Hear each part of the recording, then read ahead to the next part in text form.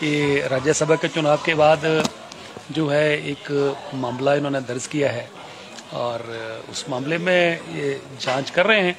अभी तो हमारे से पूछा नहीं क्योंकि अभी पहुंचे हैं, तो अभी हमारे एक साथी बातचीत कर रहे हैं, उसके बाद हम लोग जाएंगे, जो पूछेंगे उसका जवाब दिया जाएगा।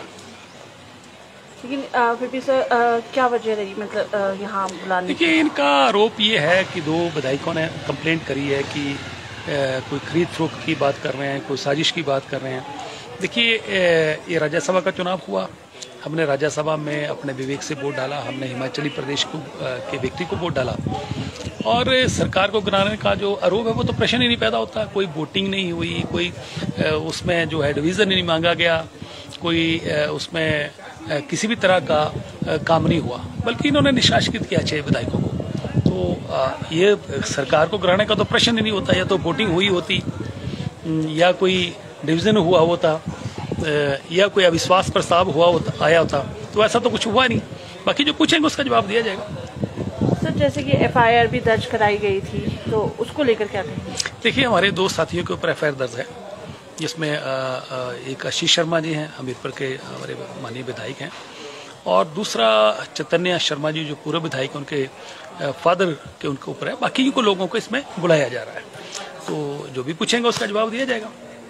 ये झूठी FIR है, ये राजनीति से प्रेरित है और बदले की भावना से मुख्यमंत्री काम कर रहे हैं। मुख्यमंत्री इससे पहले भी कर रहे थे, अभी भी कर रहे हैं।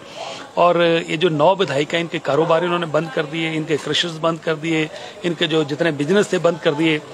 तो इस तरीका की चीजें कर रहे हैं, जो कि मुझे लग रहा है कि लोकतंत्र में आने वाले समय के लिए अच्छा संकेत नहीं है।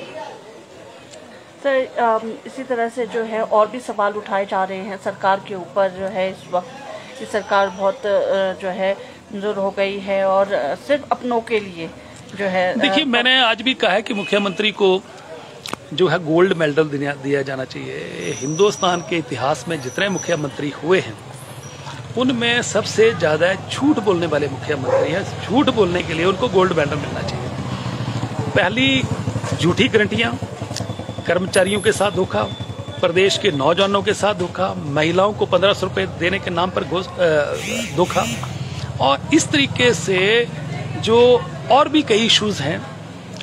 आप देखिए कि चंडीगढ़ जाते हैं तो 5 स्टारों में खुद रुकते हैं, हम लोगों को बोल रहे हैं कि 5 स्टार में रुके, आप खुद 5 स्टारों में रुकते हैं।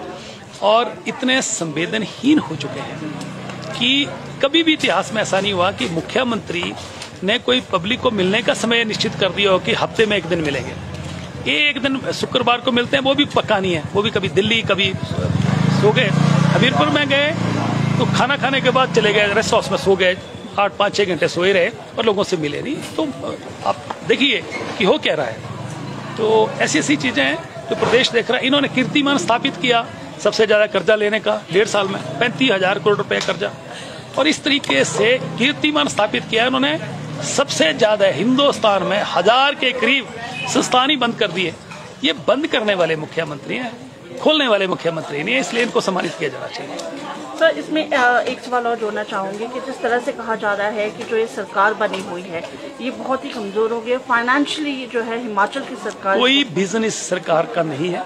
इससे पहले भी मुख्यमंत्री हुए, उन्होंने बड़े विजन के साथ काम किया, सरकारों को चलाया, पर ये सरकार का विजन नहीं। इसमें घी पी के लोन ले रहे हैं और अपने मित्रों को जो है पाल रहे हैं।